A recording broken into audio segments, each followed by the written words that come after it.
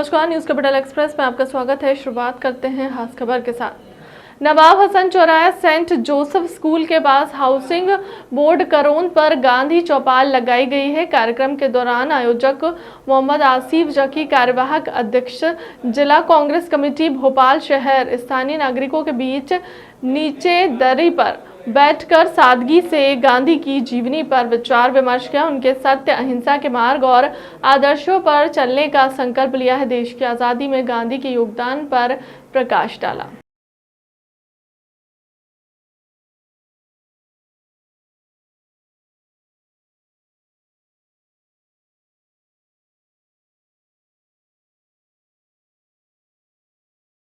निकाल दे।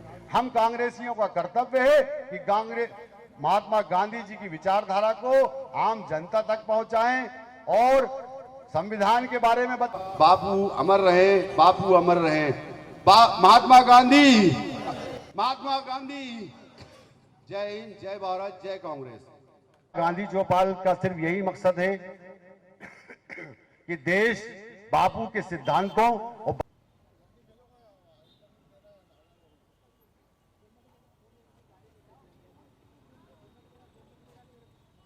फिर मजाक उड़ाया और फिर मेरे साथ लड़ाई झगड़े किए।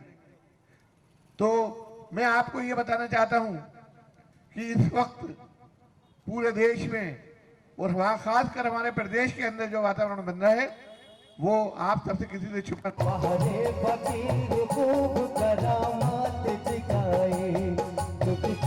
दुश्मनों को दिया देश से निकाल।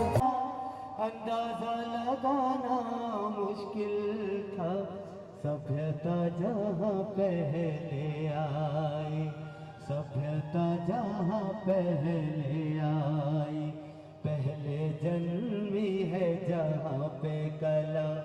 अपना भारत वो भारत है, देता न दशमलव भारत तो यूं चांद पे जाना मुश्किल।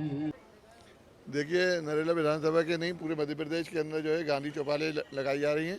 और गांधी चौपाल लगाने की आवश्यकता हमें देश के अंदर और प्रदेश के अंदर इसलिए पड़ रही है क्योंकि भारतीय जनता पार्टी के जो नेता और कार्यकर्ता हैं वो काले अंग्रेज़ के रूप के अंदर देश को जो है विकसित करना चाहते हैं, भाईचारा को जो है समाप्त करना चाहते हैं, धर्म के नाम पर, जाति के नाम पर अत्याचार कर रहे हैं।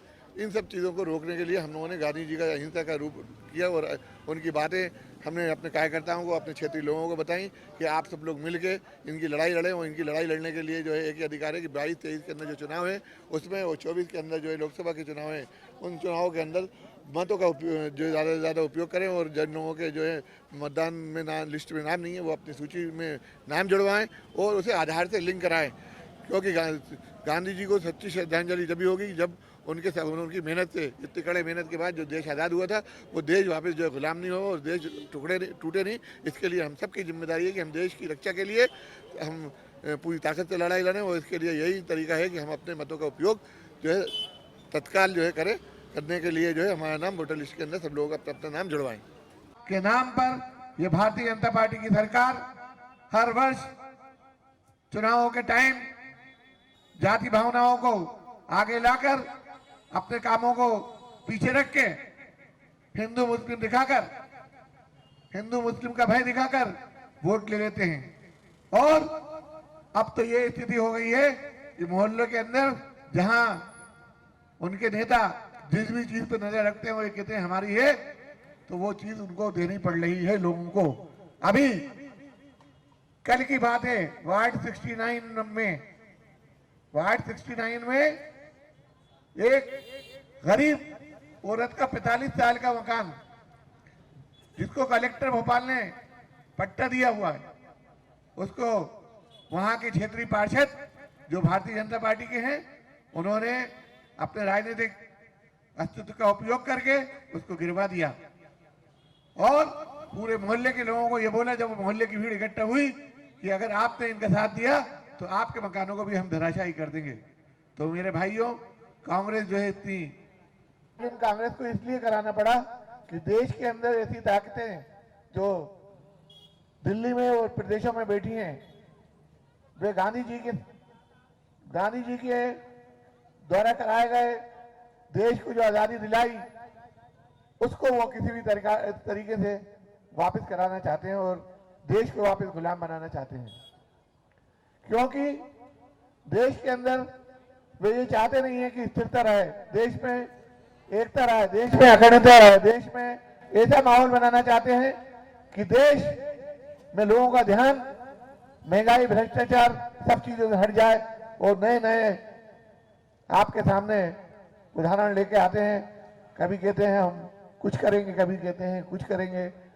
इनका मतलब मेरा ये बताने का है आपको कि अगर हमने गांधी जी के सिद्धांतों को, गांधी जी के जो आदर्श हैं, गांधी जी ने जो आदर्श बताए उन आदर्शों में ये बताया है उन्होंने कि भीड़ से कुछ नहीं होता। गांधी जी ने बोला कि आदमी के सिद्धांत होने चाहिए, आदमी के अंदर सत्यता होनी चाहिए। गांधी जी ने ये कहा कि अगर आप अंग्रेजों के विरुद्ध जब मैंने लड़ाई शुरू करी तो पहले उन्होंने मेरा